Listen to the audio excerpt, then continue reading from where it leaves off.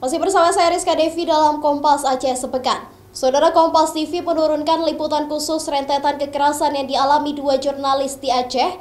Ada Asnawi Lui yang rumahnya dibakar dan Aidil Firmansyah yang diancam tembak. Liputan ini terlaksana berkat program Perhimpunan Pengembangan Media Nusantara untuk meliput isu-isu kekerasan terhadap jurnalis. Berikut liputannya. Kita mencurigai bahwa ini resmi rumah ini kita nih ada indikasi pembakaran yang sifatnya sudah direncanakan. Tangan, leher saya, kemudian badan saya ini udah nggak bisa gerak. Resiko masa itu katanya saya siap dibunuh katanya. Ini saya udah berpikir barangkali hidup saya akan berakhir pada malam hari ini.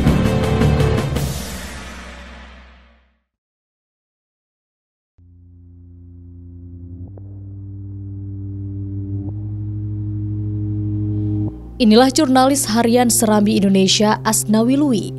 Rumah beserta isinya ludes dibakar pada 30 Juli 2019 lalu. Kejadian itu meninggalkan trauma bagi Asnawi dan keluarganya hingga kini. Masih terngiang dalam ingatan Asnawi, jika saja di malam kejadian tak sempat keluar dari rumah, dia bersama istri dan dua anaknya hangus terpanggang api. Selain rumah dan isinya, mobil Asnawi juga ikut hangus terbakar. Pembakaran rumah Asnawi bermula dari pemberitaan yang ditulisnya.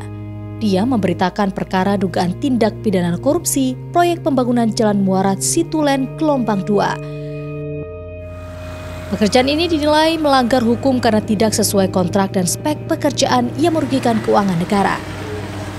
Keyakinan Asnawi terhadap dugaan korupsi semakin kuat dengan adanya keterangan dari Kejaksaan Negeri Aceh Tenggara. Dampak dari pemberitaan yang dituliskan, akibatnya rumah Asnawi dibakar. Bukan itu saja, sejumlah ancaman juga didapatkan oleh Asnawi. Dia bersama keluarganya pun mengungsi ke Banda Aceh untuk menyelamatkan diri. Kalau kita melihat dalam kasus ini, memang kita pernah menaikkan sebuah kasus ya pembangunan Jalan Muara Situlen Gelombang. Kalau nggak salah itu tahun 2018 yang dana Doka Aceh ya. Yang mana jalan ini dijustifikasi, dialihkan dari jalan provinsi ke jalan kabupaten. Nah, kita menduga dalam pengalihan ini ada yang tidak beres.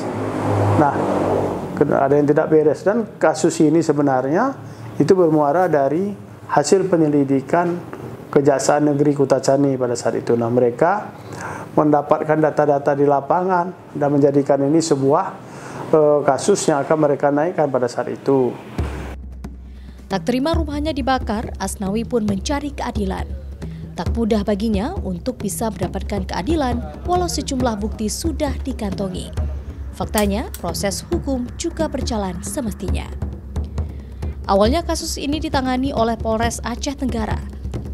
2 tahun tak ada kejelasan hukum, akhirnya diambil alih oleh Polda Aceh. Hal yang sama juga terjadi seperti jalan di tempat. Namun, setelah adanya desakan dari 3 organisasi pers, barulah terlihat titik terang keadilan. Ternyata kasus pembakaran rumah Asnawi melibatkan TNI. Lalu kasus tersebut dilempahkan ke Pomdam Iskandar Muda untuk diproses hukum lebih lanjut. Akhirnya 4 tahun berlalu pada April 2023 lalu. Sertu Roni diadili di Pengadilan Militer 101 Banda Aceh, sedangkan Letkol Edward Henry diadili di Pengadilan Tinggi Militer Medan, Sumatera Utara. Setelah diputus di Pengadilan Militer 101 Banda Aceh, Saudara Roni Atra sebagai terdakwa mengambil haknya untuk upaya hukum banding, yaitu ke tingkat Pengadilan Militer Tinggi 1 Medan. Namun dalam hal upaya hukum banding di Dilmilti 101 Dilmilti 1 Medan, putusannya tetap bahwa Sertu Roni Arta terbukti bersalah. Aliansi Jurnalis Independen AJI Indonesia bersama dengan AJI Banda Aceh melakukan investigasi untuk mengungkap kasus pembakaran rumah Asnawi dengan menurunkan tim ke lokasi. AJI menemukan sejumlah fakta serta dugaan motif hubungan keluarga pelaku dengan pemberitaan yang ditulis Asnawi. Dugaan adanya keterlibatan TNI dalam kasus proyek Muara Situlen itu, di mana mantan Kadis PUPR Aceh Tenggara merupakan abang Letkol Edward dan PS merupakan adik dari Letkol yang berperan sebagai pelaksana proyek Muara Situlen dari CV Berudinam, sub dari PT Pemuda Aceh Konstruksi yang menang tender proyek itu. Kita temukan atau terjadi mendapat kesimpulan bahwa ada pembacking dari oknum TNI terhadap proyek tersebut. Lalu dari informasi itu kita telusuri, ternyata ada kaitannya antara oknum TNI tadi dengan pelaku atau yang mensub material di dua proyek tersebut. Kedua pelaku yang terlibat dalam kasus ini hanya divonis percobaan kurungan penjara. Pengadilan militer telah menjatuhkan hukuman kepada Letkol Infanteri Edward Henry selama 6 bulan penjara. Sementara Sertu Roni Arta dipidana 7 bulan penjara dengan masa percobaan selama 9 bulan dan membayar biaya perkara Rp10.000. Atas putusan hakim pengadilan militer itu menuai kritik dari Lembaga Bantuan Hukum Banda Aceh. Mereka menilai kasus pembakaran rumah yang dilakukan oleh TNI itu seharusnya diadili melalui persidangan pidana umum. Selain itu, LBH juga menyoroti keterlibatan TNI pada ranah aktivitas sipil seperti membackingi bisnis atau proyek. Ini sangat berpotensi lahirnya arogansi kepada masyarakat sipil.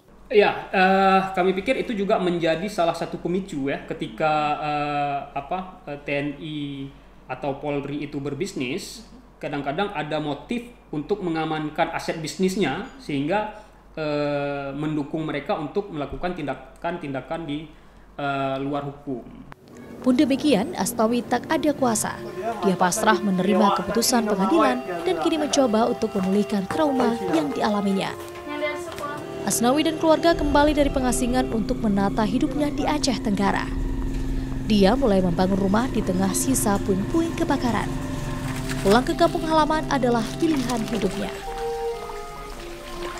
Selain Asnawi Lui, kasus kekerasan juga menimpa Aidil Firmansyah, jurnalis di sebuah media swasta yang bertugas di daerah Aceh Barat.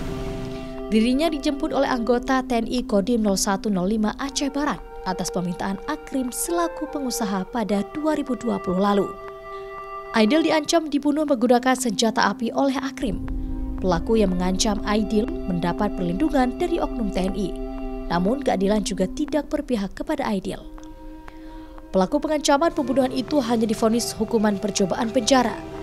Sedangkan oknum TNI tersebut hanya menjadi saksi dalam perkara itu.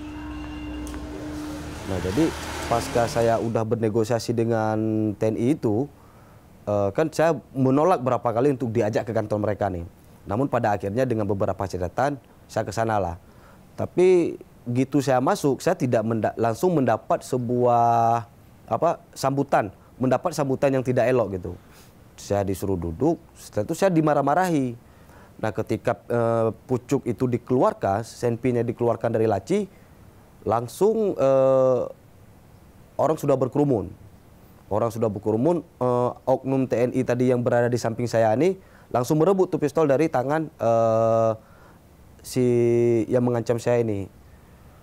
Nah, jadi ketika itu langsunglah saya dipegang tangan, leher saya, kemudian badan saya ini udah nggak bisa gerak karena udah dipegang dengan ya pegangan mereka itu cukup lah karena orang-orang dewasa. Saya sampai merasakan sakit leher pada masa itu. Aidil sempat mengalami trauma. Dirinya terpaksa harus berpisah dengan orang tua untuk mengungsi ke Banda Aceh demi keselamatan hidupnya.